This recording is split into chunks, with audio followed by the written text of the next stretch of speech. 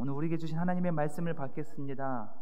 두 부분인데요. 첫 번째 요한복음 16장 33절과 사도행전 12장 1절에서 6절의 말씀을 우리 찾으셔서 함께 교독하고 마음에 받겠습니다. 요한복음 16장 33절의 말씀은 화면에도 나와 있습니다. 한 절의 말씀인데요. 함께 봉독합니다. 시작.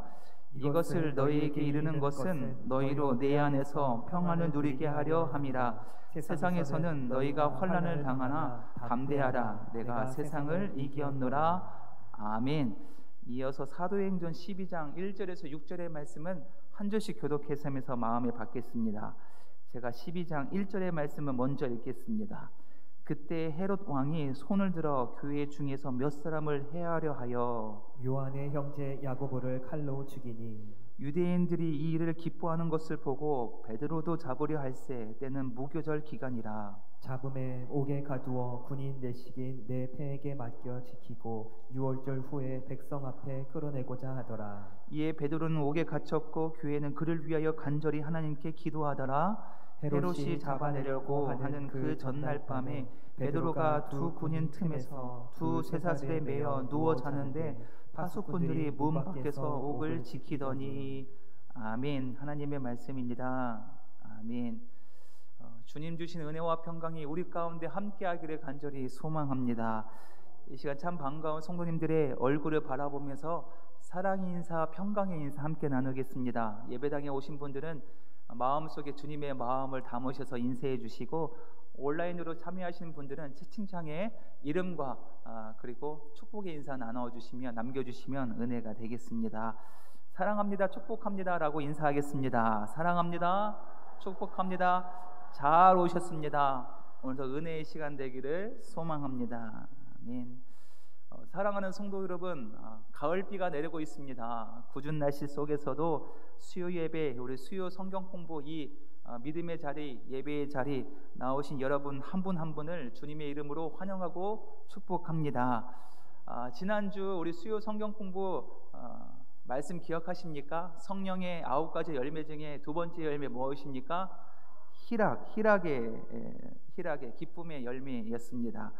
여러분의 한 주간 동안 그 말씀을 붙들고 여러분의 삶 가운데 그 열매, 그 희락, 그 조이, 기쁨의 열매를 많이 맺으셨습니까? 아멘. 네, 제가 여러분의 얼굴을 보니까 숙제 잘 해오신 것 같습니다. 왜냐하면 지난주보다 여러분의 얼굴 표정이 밝아졌어요. 조이, 기쁨, 이 기쁨의 열매로 아마 맺어졌습니다. 또 예배당의 분위기가 조금 가을의 분위기로 좀 싸늘하지만 사랑의 열매가 여러분의 마음속 깊은 곳에 맺어져서 따뜻합니다. 온화합니다. 따스합니다.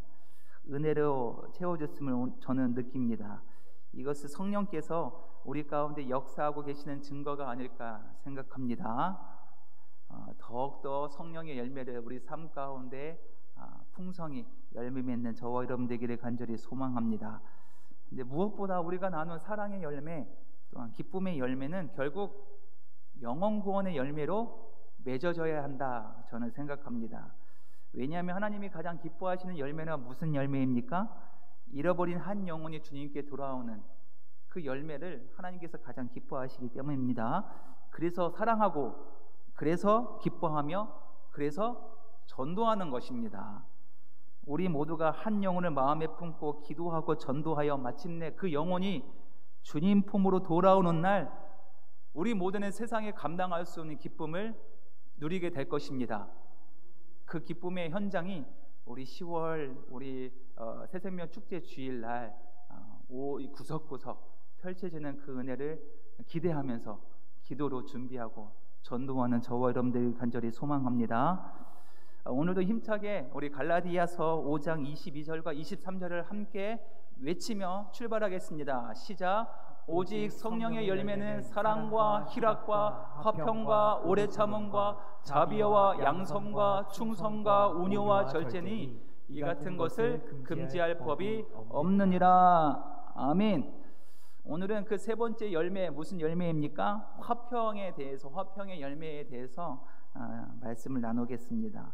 여러분이 한번 곰곰이 생각해 보십시오. 화평, 피스, 이 세상이 진정한 평화가 있습니까? 이 세상 안에 진정한 평화가 찾아왔습니까? 아닌 것 같아요. 뉴스를 키면, 뉴스를 보게 되면 전쟁의 소식이 끊이지 않는 것을 보고 있는 거예요. 세계 곳곳에 지금도 총성이 멈추지 않고 분쟁과 갈등의 불씨가 꺼질 줄 모르고 있는 거예요. 심지어 역사학자들은요, 인류의 4,000년 역사 중에 불과 200년만 잠잠했다라고 합니다. 몇 년이요? 200년간, 고작 200년간 전쟁이 없었던 기간이었다. 근데 그 200년도 다음 전쟁을 준비하는 기간이었다라고 생각하니 4,000년 동안 전쟁이 끊임없이 지금까지 이루어진 거예요. 이 세상은 평화가 도래한 것이 아니라 사라지고 있는 거예요. 사라졌다. 우리 GPI라고 세계 평화 지수의 그래프가 있습니다. 사진 한번 보십시오. 저 사진 속에 빨간색이 붉은색이 가까울수록 평화가 없는 거예요. 전쟁이 일어날 확률이 많은 거고요. 초록색, 파랑색, 초록색일수록 평화가 깃든 나라입니다. 한번 보십시오. 러시아 지역에는 아주 빨갛습니다. 그리고 유럽 쪽이 그리고 좀 초록인데요. 우리나라의 이 평화의 이게 순위, 평화 지수의 순위는 곧 몇위일까? 다음 그림 한번 보십시오. 우리나라는 몇위입니까? 보니까 43위입니다. 43위. 우리나라도 남과 북이 여전히 분단되어 있고요. 사회 곳곳에 세대 갈등이, 젠더 갈등, 계층 갈등, 정치적 분열이 심화되고 있기 때문에 이 43위도 유지하기가 참 어려울 거예요. 가정 안에서도, 직장 안에서도, 심지어 교회 안에서도 평화가 깨지고 있다는 거예요. 우리 교회 안에서도 마찬가지입니다. 개인적으로는 어떻습니까? 여러분의 삶 가운데 평화가 있습니까? 경제가 발전하고 삶의 수준이 높아졌지만 우리 마음은 오히려 더 불안하고 더 분주해지고 있지는 않습니까? 아무리 돈을 많이 벌어도, 아무리 세상이 편리해져도 그 평화, 그리고 돈 주고 살 수 있습니까? 거저주는 것은 절대로 아닌 거예요. 그러니 세상에 평화가 없으니 체념하고 그냥 살아야 합니까? 이게 맞습니까? 아니에요. 성경은 이렇게 말하고 있지 않습니다. 오히려 우리에게 평화가 없는 세상 가운데 너희들이 평화의 열매를 맺어라 라고 말씀하고 계시는 거예요. 요한복음 14장 27절의 말씀인데요, 이 빈칸의 핵심은 무엇입니까? 오늘의 키워드 평화입니다. 평안. 함께 빈칸 넣기 채우겠습니다. 시작. 평안을 너희에게 끼치노니 곧 나의 평안을 너희에게 주노라. 내가 너희에게 주는 것은 세상이 주는 것과 같지 아니하니라. 너희는 마음에 근심하지 말고 두려워하지 말라. 아멘. 주님, 예수님께서 우리에게 뭐를 주신다고 하는 거예요? 평안을 주시는 거예요. 예수님께서 주시는 평안, 내게 있는 평안을 너에게 준다라고 말씀하시니 그 평안을 받고 평화의 열매를 맺어야 될 줄을 믿습니다. 세상에는 평화가 사라진 것 같지만 주님은 우리에게 참된 평화를 약속하고 계시는 거예요. 그런데 성경에서 말하는 평화, 이것이 세 차원, 세 가지의 차원이 있습니다. 오늘 본격적으로 평화의 말씀, 열매를 맺기 전에 이 세 가지의 평화를 먼저 정리하고 본문으로 들어가면 우리가 누려야 할 평화가 훨씬 더 선명해질 것입니다. 우선 성경이 전체적으로 말하는 이 평화, 이 세 가지의 평화, 어떤 차원이 있을까? 첫 번째, 가장 먼저 하나님과의 평화입니다. 하나님과의 평화. 우리 인간은 본래 하나님과 평화의 관계가 유지되었습니까? 아니에요. 그렇지 있지 않았어요. 왜? 죄 때문에요. 에덴 동산에서 하나님의 원수가 된 거예요. 죄 때문에 그렇습니다. 아담과 하와가 범죄하는 순간 우리는 하나님과 단절이 되었고 모든 인류는 하나님과 멀어진 상태가 되었다. 아무리 그 거리를 우리의 힘으로 좁힌다 하더라도 좁혀지지 않는다는 거예요. 돌아갈 수 없습니다. 하지만 하나님은 우리와 화해하기를 원하셨습니다. 작정하셨습니다. 그래서 예수 그리스도를 이 땅에 보내주셨습니다. 그분의 십자가와의 부활을 통해 하나님과 우리 사이가 화해하게 되었습니다. 하나님과의 화해는요, 하나님의 선물이에요. 우리에게 주시는 선물입니다. 예수 그리스도를 통해서 예수 그리스도를 믿는 자에게 주시는 선물, 하나님과의 평화가 이루어졌습니까? 아멘. 왜냐하면 우리는 예수님을 믿기 때문이에요. 예수님을 믿으면요, 하나님과의 평화가 이루어질 줄을 믿습니다. 근데 그 평화는요, 내 감정에 휘둘리는 것이 아니에요. 달라지는 것이 아닙니다. 내가 기분이 나쁘거나 감정에 따라 달라지는 것이 아닙니다. 시험이 오고 마음이 무너지고 죄책감이 찾아올 때도 이 사실은 변하지 않는다는 거예요. 하나님과 우리 사이에는 영원히 화해되었고 영원히 평화롭습니다. 믿으십니까? 이것이 구원의 은혜입니다. 구원의 은혜. 하나님과의 평화는요, 영원합니다. 영원히 누리는 우리의 특권이고 선물이고 구원의 은혜, 예수 그리스도 말미암아 그렇습니다. 자, 두 번째는요, 두 번째 하나님의 평화입니다. 하나님의 평화. 이 하나님의 평화는요, 하나님과의 평화를 누린 사람들의 특권입니다. 예수 그리스도로 말미암아 하나님과의 평화를 누린 자들만 누릴 수 있는 특권이 하나님의 평화가 내 안에 깃든 것을 누릴 수가 있다는 거예요. 빌립보서 4장 7절 말씀 우리 빈칸 넣기 한번 해보겠습니다. 시작. 그리하며 모든 지각에 뛰어난 하나님의 평강이 그리스도 예수 안에서 너희의 마음과 생각을 지키시리라. 아멘. 아멘. 하나님의 평강이 내 마음과 생각을 지킨다는 거예요. 내 안에 뭐가 있다는 거예요? 하나님의 평강이 깃든다는 거예요. 그럴 때 내 생각과 마음을 지켜주신다는 거예요. 하나님과의 평화를 누린 사람의 특권, 하나님의 평화가 내 안에 깃들고 있다. 그것이 내 생각과 마음과 내 길을 인도해 주시고 지켜주신다라는 것입니다. 근데 여기에서 말하는 하나님의 평강은요, 상황이 좋아서 누리는 평안이 아닙니다.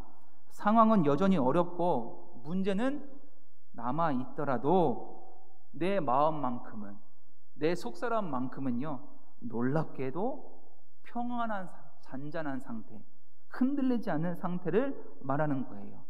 사랑하는 성도 여러분, 여러분들은요, 어떤 문제로 인해서요 밤새 고민한 적 있습니까? 많아요. 많습니다. 걱정과 불안 때문에 잠 못 이룰 때가 참 많이 있습니다. 그런데 그때 기도를 하게 되면, 기도를 하면 문제는 상황 변함이 없는데 내 마음이 점점 가벼워지고 신비하게도 편안해지는 경험을 해본 적이 많을 것입니다. 그것이 하나님의 평화입니다. 평화. 이 평화가 우리를 지키고 우리의 생각을 지킨다는 거예요. 우리의 감정을 지킨다는 거예요. 이 하나님의 평화가 오늘 말씀의 키워드입니다. 자, 세 번째 함께 읽습니다. 시작. 사람들과의 평화입니다. 마지막으로 사람들과의 평화인데 로마서 12장 18절 말씀 이렇게 말씀하십니다. 로마서 12장 18절 말씀 제가 읽겠습니다. 할 수 있거든 너희로서는 모든 사람과 더불어 화목하라라고 했어요. 할 수 있거든. 누구와? 한 사람만이 아니라 모든 사람과 더불어서 화목하라라는 거예요. 그러니까 평화의 사도가 되어라라고 합니다. 마태복음 5장에 보면 예수님께서 산상수훈에 대해서 말씀하시는데, 화평케 하는 자는 복이 있나니 그들이 하나님의 아들이라 일컬음을 받을 것이다 라고 예수님께서도 말씀하셨죠. 하나님의 평화가 내 안에 깃들 때, 하나만 깃드는 것이 아니라 충만해질 때, 흘러서 넘칠 때 내가 먼저 용서할 수 있다는 거예요. 다른 사람과 화목할 수 있다는 거예요. 내가 먼저 손 내밀 수 있다는 거예요. 그러니 내 마음에 뭐가 넘쳐야 됩니까?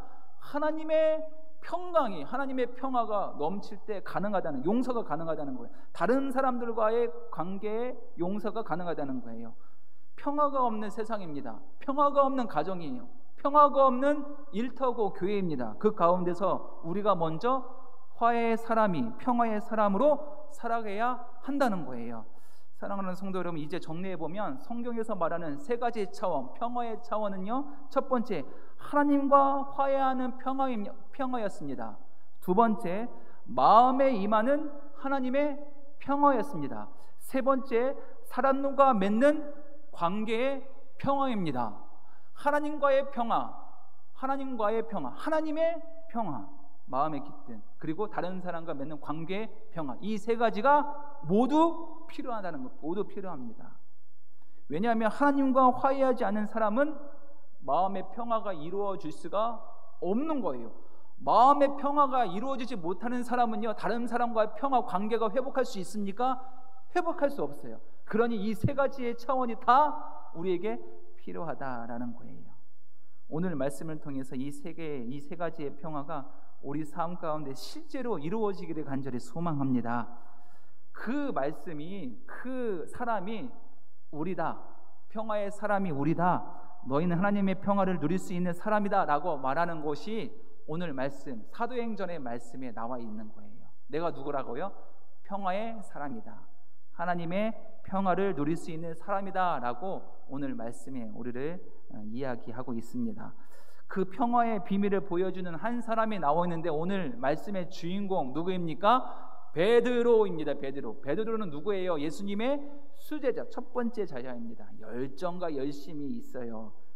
행동을 가장 먼저 했고요, 가장 앞서서 말하고 예수님을 가장 따르던 첫 번째 수제자였습니다. 오늘 본문 말씀 사도행전 12장 1절에서 6절 말씀인데요, 제가 세 번역으로 제가 준비했습니다. 제가 읽을 때 눈으로 마음으로 받으시기를 바랍니다. 세 번역으로 다시 읽어드리겠습니다. 이 무렵에 헤롯 왕이 손을 뻗쳐서 교회에 속한 몇몇 사람을 해하였다. 그는 먼저 요한과 형제가 아닌 야고보를 칼로 죽였다. 헤롯은 유대 사람들이 이 일을 기뻐하는 것을 보고 이제는 베드로까지 잡으려 하였다. 때는 무교절 기간이었다. 그는 베드로도 잡아서 감옥에 가두고 4명으로 짠 경비병 4패에 맡겨서 지키게 하였다.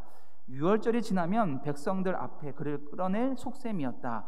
이렇게 되어서 베드로가 감옥에 갇히고 교회는 그를 위하여 하나님께 간절히 기도하였다. 헤롯이 베드로를 백성들 앞에 끊어내기로 한 그 전날 밤이었다. 베드로는 두 쇠사슬을 묶여 군인 2사람 틈에서 잠들어 있었고 문 앞에는 파수꾼들이 감옥을 지키고 있었다. 아멘. 특별히 이 6절 말씀을 제가 유진 피터스 목사님의 메시지 성경으로 다시 한번 번역해서 읽어드리겠습니다. 6절 말씀은 함께 했습니다. 시작. 드디어 헤롯이 그를 끌어내어 처형할 때가 다가왔다. 그날 밤 베드로는 양쪽에 한 명씩 두 병사 틈에 쇠사슬로 묶여 있으면서도 여기서 잤다는 거예요. 어떻게 하면 잘 잘 수 있습니까? 뭐를 보면 참 잘 잘 수 있다고 느낄 수가 있습니까? 누구를 보면? 아기. 맞습니다. 빈칸이 바로 아기처럼 잘 잤다. 문에는 경비들이 감시하고 있었다. 헤롯은 빈틈을 보이지 않았다. 아멘. 여기서 등장하는 헤롯은 예수님 당시의 헤롯이 아니라 그의 손자 헤롯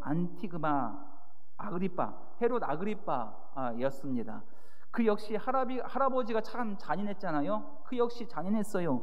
2절의 말씀에 보면 야고보를 처형하고 사람들이 기뻐하는 것을 보고 결심했다는 거. 이번에는 베드로까지 죽이라고 결심한 왕입니다. 하지만 할 수가 없었어요. 왜냐하면 오늘은 유월절 기간이었기 때문입니다. 유월절 기간에 처형할 수 없었기에 이 절기가 끝나자마자 베드로를 끌어내어 죽이기로 계획을 세우고 감옥에 가두고 있는 거예요. 여러분 한번 상상해 보십시오. 이제 곧 내일이면 베드로는 죽게 될 것입니다. 그리고 그 옆에는 4명씩 4부대가 총 16명의 군인이 밤낮으로 지키고 있고요, 쇠사슬에 묶여 있고요, 양 옆에는 1명씩 병사가 2명이 밤새 베드로를 감시하고 있는 그 상황이었습니다. 아무리 강심장이라고, 베드로가 강심장이라고 해도 그날 밤 베드로가 잠이 오겠습니까? 잠이 올 수가 없는 거예요. 그런데 성경은 말합니다. 베드로가 누구처럼 잠다? 아기처럼 아주 고요히 잤다라고 합니다. 따라해 볼까요? 아기처럼 잘 잤다. 그렇습니다. 내일이면 처형당한 그날 밤에 베드로는 아기처럼 잘 잤다. 그 마음에 평화가, 깊은 평화가 임했다라는 거예요. 도대체 베드로는 어떻게 이런 상황 속에서도 이런 평화, 이 평화를 누릴 수 있었을까요? 우리도 이 평화를 좀 누렸으면 참 좋았을 터인데 어떻게 하면 이 평화를 우리도 함께 누릴 수 있을까요? 오늘 말씀, 이 사도행전 말씀을 통해서 우리 세 가지를 함께 살펴보면서 은혜를 나누고자 합니다. 세 가지를 살펴하는데 그 중심에는 누가 계신다? 예수 그리스도가 그 만나는 은혜가 있기를 소망합니다. 평화의 주인, 중심 되시는 예수님이 우리를 은혜의 자리로 인도해 주시를 믿습니다. 자, 첫 번째 메시지 함께 읽습니다. 첫 번째 시작. 하나님이 거기 계신다. 모든 것을 다 보고 계신다. 아멘. 하나님 어디 계세요? 거기 계시는 거예요. 베드로 어디 계세요? 감옥에 있는 거. 하나님 어디 계세요? 감옥 가운데도 계신다. 하나님 거기 계시니 하나님 여기에도 계실 줄을 믿습니다. 여러분의 곁에, 여러분의 삶 한복판에, 삶 가운데 하나님 거기에 여기에 계신다는 거예요. 그리고 하나님은 여러분이 직면한 모든 상황을 다 면밀히 보고 계신다는 거예요. 보고 계신다. 성경을 우리를 평화의 길로 인도하는 방법, 우리의 삶의 태도, 신앙의 태도에 대해서 잘 설명하고 있는데 우리의 태도, 평화의 길을 인도하는 우리의 태도는 바로 기도입니다. 기도. 한번 따라해 보겠습니다. 기도해야 한다. 기도해야 한다. 기도가 우리의 평화의 길을 인도하는 매개체입니다. 베드로가 그날 밤에 어떻게 아기처럼 고요 잠잠하게 잠을 잘 수 있었습니까? 성경은 베드로가 기도했다라고 표현은 되어 있지 않지만 그가 기도하지 않고는 그 평안을 누릴 수 없었을 거예요. 베드로는 기도의 사람이었습니까? 맞습니다. 기도의 사람이었습니다. 베드로전서 4장 7절의 말씀입니다. 함께 했습니다. 시작. 만물의 마지막이 가까이 왔으니 그러므로 너희는 정신을 차리고 근신하여 기도하라. 기도하라. 정신을 차리고 근신하여 깨어 기도하라. 기도하라. 한때는 베드로는요 기도하지 못했던 사람이었습니다. 예수님이 겟세마네 동산에서 땀방울이 핏방울 날 정도로 기도하고 있을 때 베드로는 뭐 했습니까? 졸고 또 졸았습니다. 그런데 부활하신 주님을 만나고 마가의 다락방에서 성령의 충만한 은혜를 경험하고 그의 삶은 완전히 바뀌었습니다. 이제 기도로 평안을 누리는 사람이 되었다는 거예요. 제자가 되었다는 거예요. 사랑하는 성도 여러분, 우리도 위기 앞에서 우리는 가장 먼저 뭐를 해야 합니까? 가장 먼저 은혜를 찾아가야 합니까? 가장 먼저 사람을 찾아가서 조언을 하소연을 해야 합니까? 아니에요. 믿는 자는 가장 먼저 기도해야 합니다. 기도를 시작했으면 무엇으로 끝내야 됩니까? 하나님의 신뢰로 끝내야 합니다. 기도를 시작했으면 하나님께서 들어주시기를 믿습니다. 하나님의 신뢰로 끝내야 합니다. 기도를 시작하고 신뢰로 마칠 때 성경은 우리에게 약속하시는 말씀, 빌립보서 4장 7절의 말씀을 다시 한번 읽겠습니다. 시작. 그리하면 모든 지각에 뛰어난 하나님의 평강이 그리스도 예수 안에서 너의 마음과 생각을 지키시리라. 아멘. 아멘. 기도를 시작하고 하나님께 신뢰로 끝나면 그리스도의 평강이 우리 가운데, 하나님의 평강이 우리 가운데 임해서 나의 생각과 내 마음과 내 행동을 지켜주신다는 말씀입니다. 베드로를 지킨 것은 16명의 로마 군사가 아니었습니다. 그를 진정으로 지키고 있던 것은 마음에 있는 하나님의 평강이었습니다. 그 평강이 그의 마음을 울타리처럼 지키고 있는 거예요. 그 평강이 그를 아기처럼 잠잘 수 있게 인도한 거예요. 이 평강이 어디에서 옵니까? 기도에서 옵니다. 베드로만 기도했을까요? 아니, 오늘 말씀에 보면요, 사도행전 12장 5절 말씀 다시 한번 읽어볼게요. 시작. 이렇게 되어 베드로가 감옥에 갇히고 교회는 그를 위하여 하나님께 간절히 기도해야. 베드로만 기도한 것이 아니라 교회가 믿는 자들이 함께 중보하며 베드로를 위해서 기도했다는 거예요. 그 기도에 하나님 응답하셨습니까? 응답하셨어요. 감옥에 갇힌 베드로가요, 이제 나오게 되는데 그 이야기가 참 흥미롭고 재밌습니다. 사도행전 12장 7절 말씀, 사도행전 12장 7절 말씀 제가 읽겠습니다. 호련히 주의 사자가 나타나매 옥중에 광채가 빛나매. 또 베드로가 뭐처럼 자고 있었다고요? 아기처럼 잘 자고 있는데 깨워도 안 일어나니 어떻게 합니까? 옆구리를 푹 찌르는 거예요. 베드로의 옆구리를 쳐 깨워 이르되 급히 일어나라 하니 쇠사슬이 그의 손에서 벗어진 줄. 얼마나 단잠을 자고 있었으면 깨워도 안 일어납니까? 천사가 그때 옆구리를 찌른 거예요. 옆구리를 찌르면 급히 일어나잖아요. 그러니까 그만큼 하나님의 평강으로 뒤덮여 있기 때문에 베드로는 잘 그 감옥 속에서 잘 자고 있는 거예요. 모든 쇠사슬이 풀리고 문이 열리고 그는 자유롭게 밖에 나왔습니다. 밖에 나와서 그들은 첫 번째 어디로 갔을까요? 어디로 갑니까? 기도하던, 나를 위해서 기도했던 교회로 갑니다. 교회가 모여서 기도했던 요한의 어머니 마리아의 집으로 찾아갔습니다. 그 마리아의 집은요, 성령 충만 은혜를 받았던 120명의 사도들이 함께 모여서 기도했던, 성령의 충만한 은혜를 기도했던 마가의 다락방 맞습니까? 그곳으로 찾아간 거예요. 근데 찾아갔는데 문을 두드립니다. 똑똑똑똑. 그러자 누가 찾아옵니까? 한 소녀, 로데라는 소녀가 나왔어요. 로데라는 그 소녀, 어린 소녀가 나와서 베드로의 음성을 듣고 깜짝 놀란 거예요. 얼마나 기쁩니까? 기뻐서 저 기도하고 있는 그 어른들을 향해서 베드로가 왔다고 소식을 전합니다. 그 이야기가 사도행전 12장 13절에서 15절의 말씀에 나와 있습니다. 제가 읽어드리겠습니다.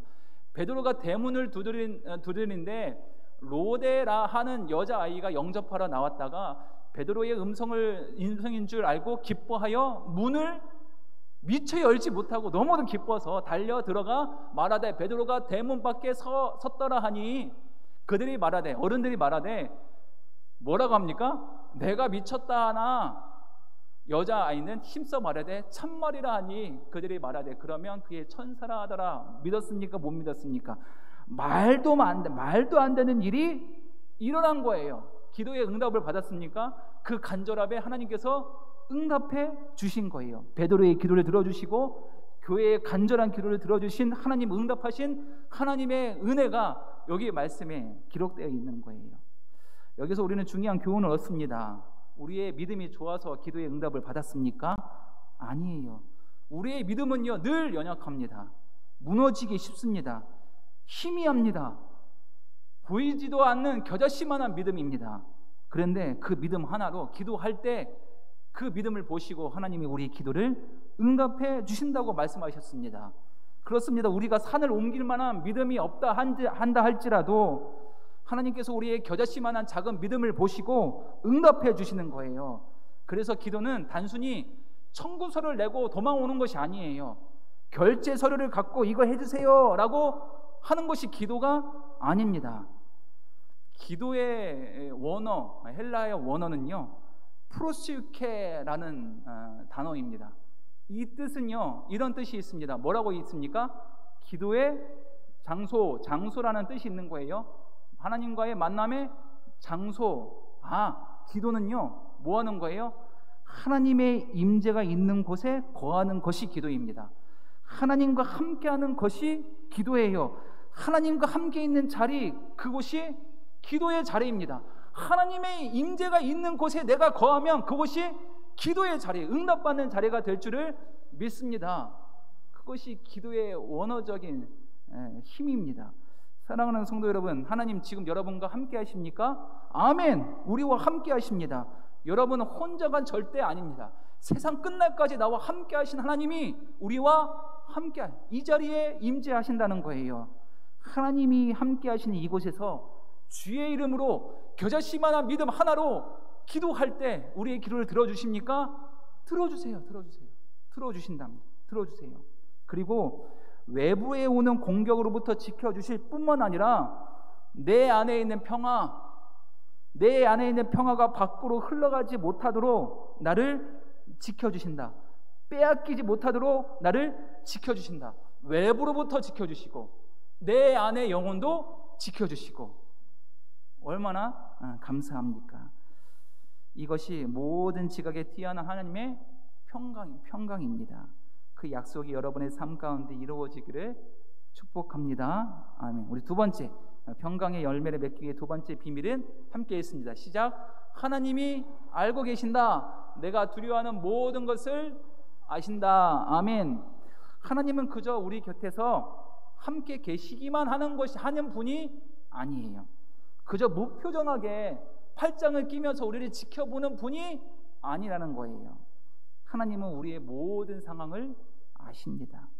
우리가 겪는 그 눈물, 고통, 두려움, 그 아픔까지 하나님 다 아시는 거예요. 그리고 그분이 그 모든 것을 느끼십니다.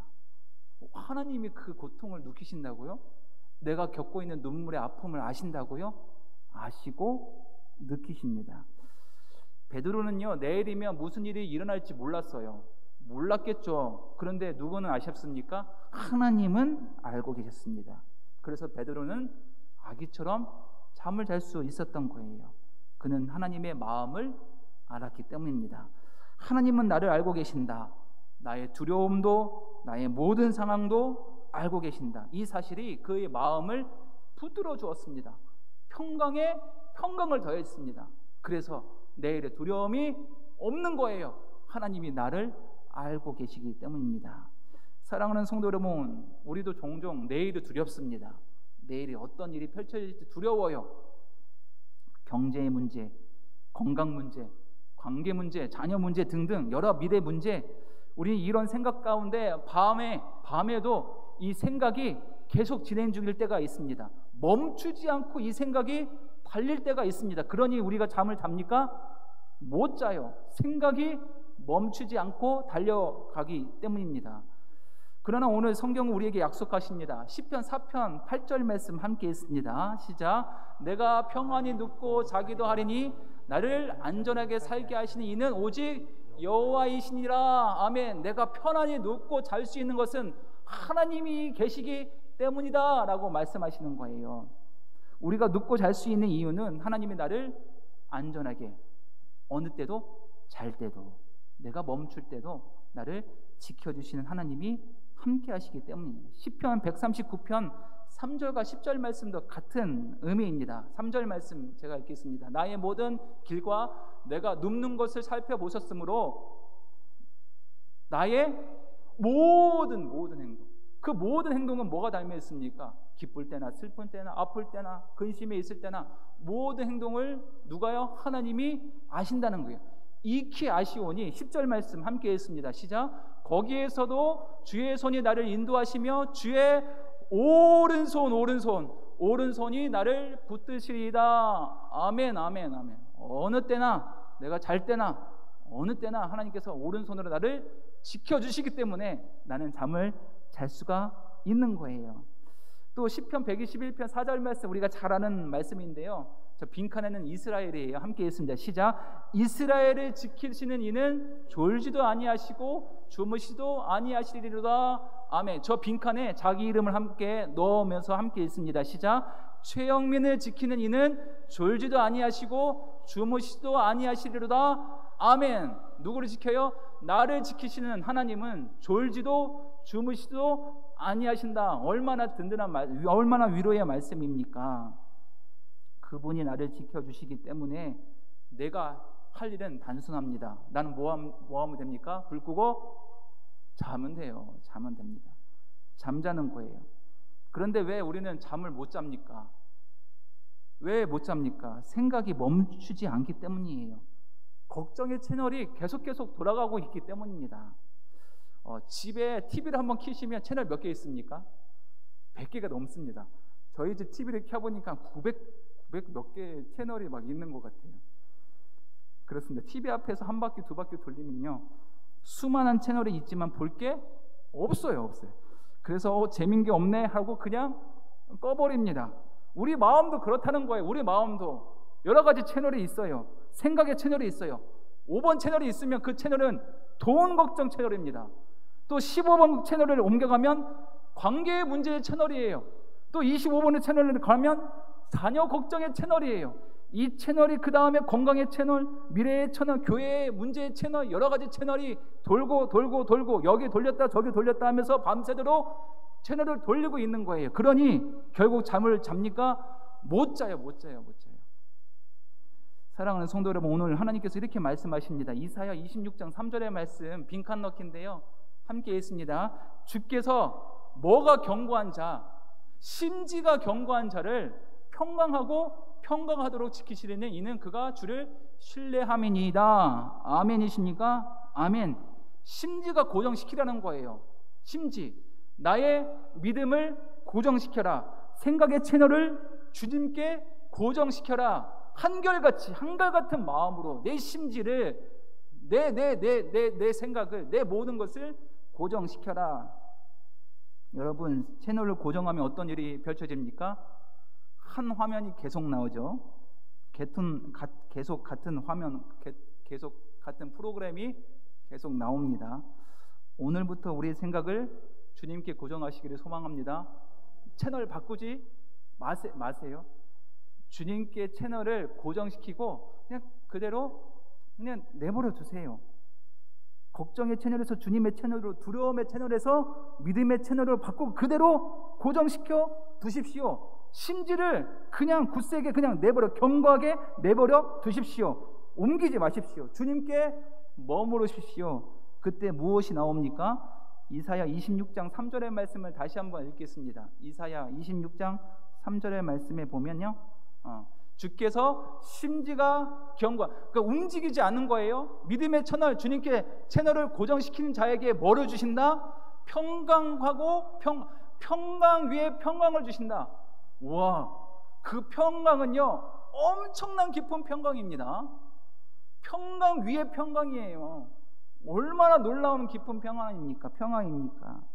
평강의 평강이 찾아온다. 주님께 머무를 때, 주님께 고정시킬 때 평강의 은혜를 주신다라고 말씀하십니다. 하나님이 주시는 그 깊은 평강이 우리의 생각과 마음을 지켜주실 줄을 믿습니다. 저도 경험했습니다. 저도요.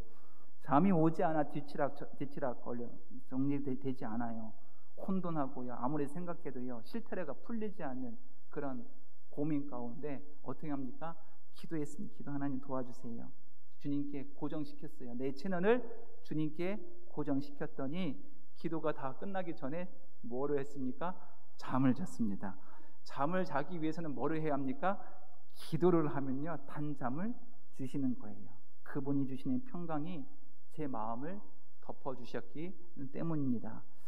오늘 여러분의 생각의 채널을 주님께 고정시키기를 소망합니다.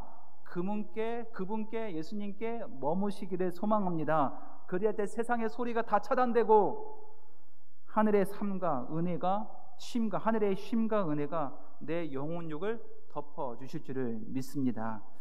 그래서 베드로가 그곳에서 아기처럼 잘 수 있었던 거예요.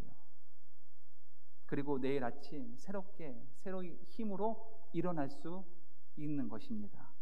자, 마지막 세 번째 우리가 알아야 할 중요한 사실 함께 있습니다. 시작. 하나님이 돌보신다. 나의 모든 감정을 공유하신다. 하나님, 주님께서 나를 돌보신다는 거예요. 나의 감정, 모든 감정, 작은 감정 하나까지도 공유하시고 공감하신다는 거예요. 이 말은 단순히 하나님이 멀리서 지켜보신다는 뜻이 아니에요. 직접 내 삶 가운데 찾아오신다는 거예요. 하나님은 내 두려움이 무엇인지 알고 계십니까? 알고 계십니다. 내 마음의 깊은 고통 알고 계십니까? 알고 계세요. 내가 말하지 못한 눈물 알고 계세요? 알고 계세요. 내 가슴 속 일어나는 불안과 두려움까지 하나님 다 알고 계십니다. 다 느끼고 계시에요. 다 알고 계십니다.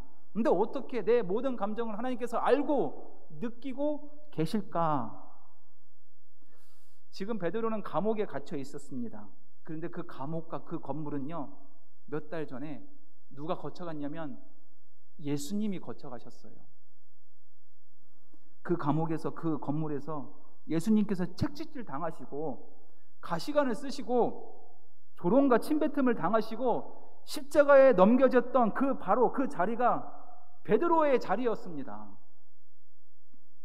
이 사실 얼마나 놀랐습니까? 지금 베드로가 당하는 모든 아픔을 누가 먼저 경험하셨어요? 예수님이 이미 경험하셨습니다. 그래서 베드로가 느꼈던 그 두려움과 그 아픔과 눈물과 외로움과 그 고통을 주님께서는 그저 알고 계시는 것뿐만 아니라 그 차원을 넘어서 경험하고 계셨어요. 경험, 즉 몸으로 직접 느끼셨던 분이십니다. 예수님이 히브리서 4장 15절 말씀 이렇게 고백합니다. 우리에게 있는 대제사장 누구입니까? 예수님. 예수 그리스도는 우리의 연약함을 동정하지 못하실까? 이가 아니요. 동정하신다는 거예요. 공감하신다는 거예요. 예수님이 나의 모든 연약함을 공감하신. 왜? 예수님이 먼저 나의 모든 아픔을 경험하셨기 때문에 모든 일에 우리와 뭐를요?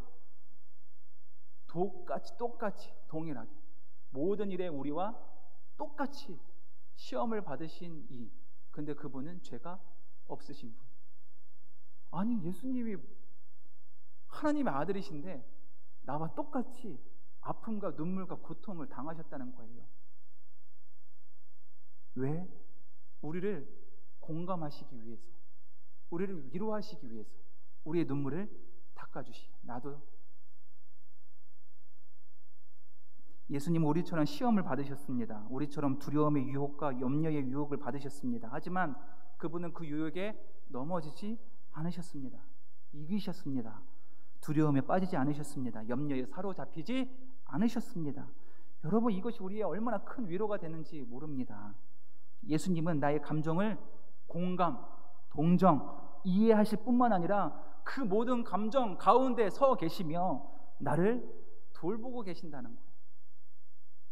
마가복음 4장 한번 떠올려 보시죠. 마가복음 4장에 이런 내용이 있습니다. 광풍이 그러니까 제자들에게 이제 건너편으로 가라라고 해서 배를 띄워서 보냈는데 예상치 못한 풍랑을 맞이하게 됩니다. 광풍을 불고 배가 뒤집혔던 것 같은 그날 밤에 예수님이 어디 계십니까? 예수님도 함께 그 배에 타고 계시는데 고모래 배에 뱃머리에 베개를 베고 고온이 뭐하고 계셨어요? 주무시고 계셨어요. 풍랑이 불고 풍랑이 밀어닥치고 배가 뒤집혀 일부 죽전인데 예수님은 어디에서? 뱃머리 앞에서 그 중앙에서 베개를 베고 곤히 주무시고 계시는 거예요. 베드로뿐만 아니라 제자들이 놀라서 소리쳤습니다. 예수님 어떡합니까? 흔들어 깨웁니다. 우리 다 죽게 되었습니다. 우리가 죽게 된 것을 주님 돌보지 아니하십니까? 왜 주무시고 계십니까? 라고 제자들이 예수님을 흔들어 깨웠습니다. 이 질문이 우리의 질문이 아닐까 생각합니다. 주님, 제 인생이 이렇게 흔들리는데 왜 주님 가만히 계십니까? 왜 저를 돌보시지 않습니까? 주님, 제 병 아십니까? 제 눈물 아십니까? 제 상처, 제 절망 정말 아시는 거 맞습니까? 라고 주님께 원망할 때가 있습니다. 이런 질문을 할 때가 있습니다. 그럴 때 그 풍랑 앞에 예수님 뭐라고 하십니까? 잠잠해라, 고요해라 했더니 그 모든 풍랑이 잠잠하고 고요해졌다라고 말씀하십니다. 사랑하는 성도 여러분, 어떤 때는 주님이 우리의 상황과 여건을 완전히 역전시킬 때도 있어요. 이 배경을요, 주님께서 완전히 변화시켜 주실 때도 있는데, 하지만 많은 경우 우리의 상황은 그대로 두시고 어디만 변화시킨다? 우리의 마음만 고요히 변화시킬 때가 있습니다. 그때가 많이에요. 마치 태풍의 눈처럼 많이입니다. 태풍의 눈 한번 보셨습니까? 저도 그 기상센터에서 봤는데 태풍의 눈만 하얗더라고요. 그 눈, 태풍의 가운데 그 센터 안에는요, 태풍은 엄청나게 풍랑이 불고 무섭지만 그 중심부 태풍의 눈은 너무도 평화로운 거예요. 햇살이 비추고요, 새들이 날아다닐 정도로 평화로운 거예요. 태풍의 눈이 그렇습니다. 주님이 주시는 평화가 바로 그런 평화입니다. 삶의 폭풍은 여전합니다. 없어지지 않았습니다. 하지만 태풍의 눈은 평안합니다. 내 마음엔 설명할 수 없는 평강이 도래한다. 하나님의 평강입니다. 그것이 존재한다는 거, 주신다는 거, 선물로 주신다는 거. 잠잠해라, 고요해라. 주님께서 말씀하실 때 내 마음이 평안해진다. 이사야 49장 15절에서 16절의 말씀입니다. 여인이 어찌 그 젖먹는 자식을 잊겠으며 자기 태에서 난 아들을 긍휼히 여기지 않겠느냐. 그들이 혹시 잊을지라도 나는 너를 잊지 아니할 것이라. 내가 너를 내 손바닥에 새겼고 너의 성벽을 항상 내 앞에 있나니. 아멘. 주님은요, 그저 내 이름만 손바닥에 쓴 것이 아니라 나의 전체 내 인생을 다 손바닥에 기록되는 것이에요. 나의 아픔도 기록하시고 나의 상황, 나의 인격, 나의 모든 것을 주님의 손바닥에 새기셔서 내 앞에 두셨다는 것은요, 나를 항상 지켜 보호하신다는 거예요. 뒤에 있으면 안 보이잖아요. 하지만 하나님은 내 앞에 두고 계신다. 나를 항상 지켜 돌보고 계신다는 거. 얼마나 감사합니까? 위로가 되십니까? 전 참 위로가 되었습니다. 의심 많은 도마가 예수님께 손바닥을 보고 싶어 했던 것처럼 우리도 예수님의 손바닥을 한번 봤으면 좋겠습니다. 그 손바닥에는 어떤 자국이 있습니까? 못자국이 있습니다. 못자국 난 주님께서 우리에게 이렇게 말씀하십니다. 화면에 있는데 함께 있습니다. 시작. 나는 너를 위해 이 상처를 받았다. 나는 너를 이렇게 사랑한다. 너는 내 손에 새겨져 있다.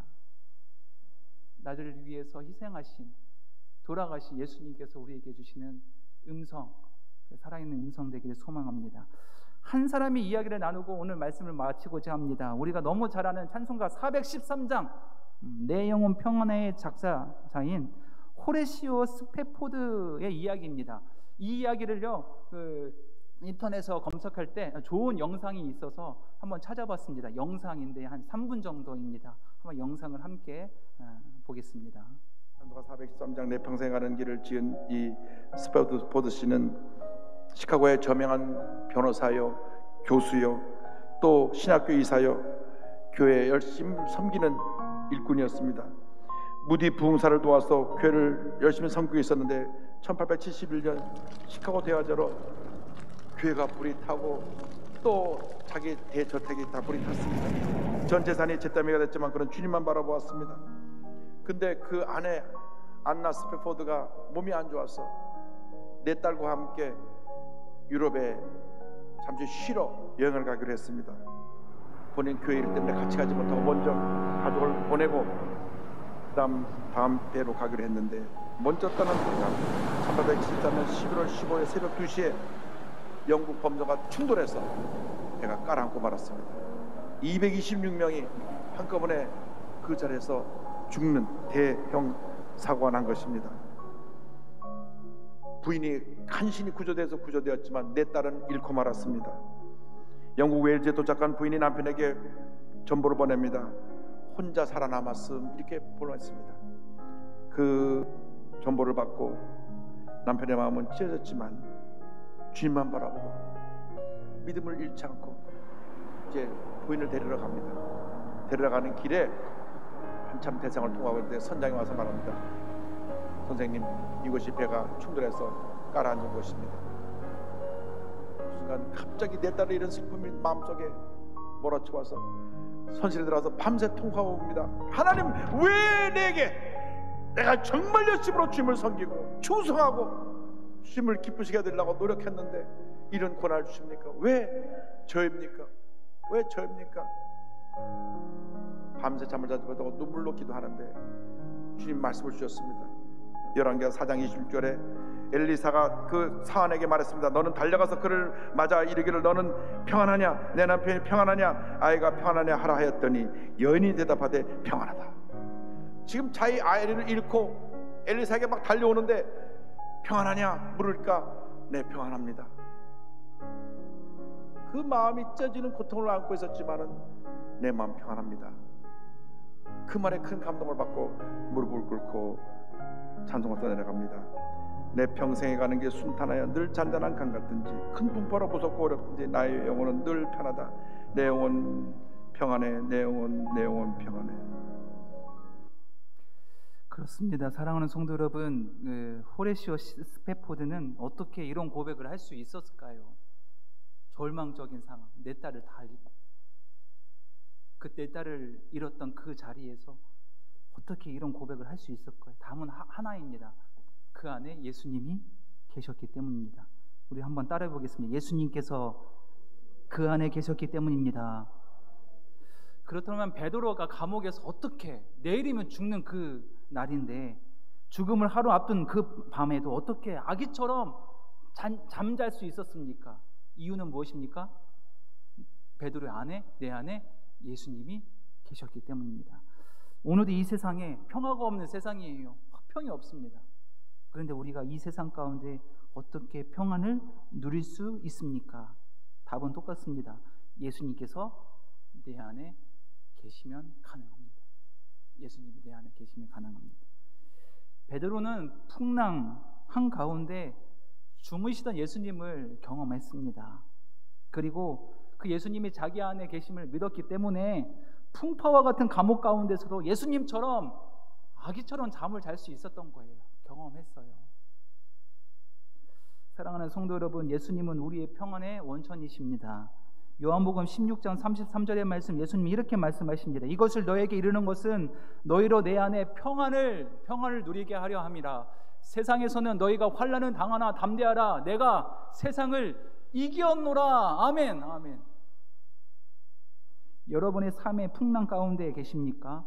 걱정의 채널을 이리저리 돌리며 밤새 잠 못 이루고 계십니까? 오늘 그 채널을 예수님께 고정합시다. 그분께 시선을 맞춥시다. 그러면 우리도 베드로처럼, 스페포드처럼, 아기처럼 평안히 잠잘 수가 있는 거예요. 그 평안은 세상에 줄 수도 없고 만질 수도 없고 빼앗을 수 없는 참된 평안입니다. 그 예수님의 품 안에서 평안히 쉬는 우리 수요 저녁 이 시간 되기를 좋으신 예수님의 이름으로 축원합니다. 아멘.